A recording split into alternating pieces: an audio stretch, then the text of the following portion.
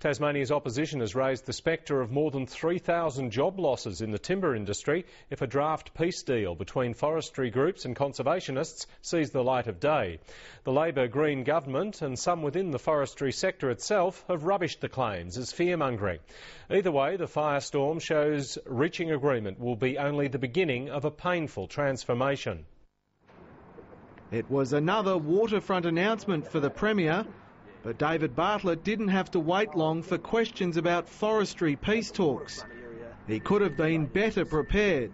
I haven't even seen this document that you've got hold of. That's despite a copy of the final negotiating draft being provided to Mr Bartlett's office last night.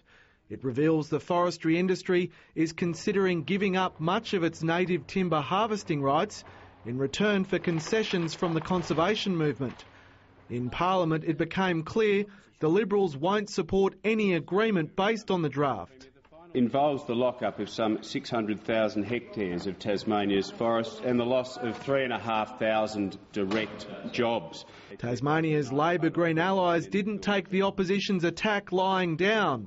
This is too important an issue for Tasmania for us to start playing wedge politics with this now. We are in the process of a transformative experience for this state. David Bartlett says only if there's a binding agreement will the government leap into action. Clearly, tensions are also running high among those involved in the talks. The ABC has obtained an internal memo from Timber Communities Australia to its members, reassuring them a vote will be taken before the organisation signs any agreement.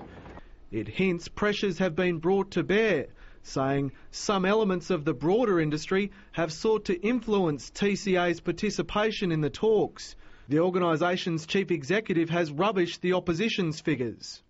They, based on no objective analysis of anything that's been agreed, cannot possibly be because nothing has been agreed.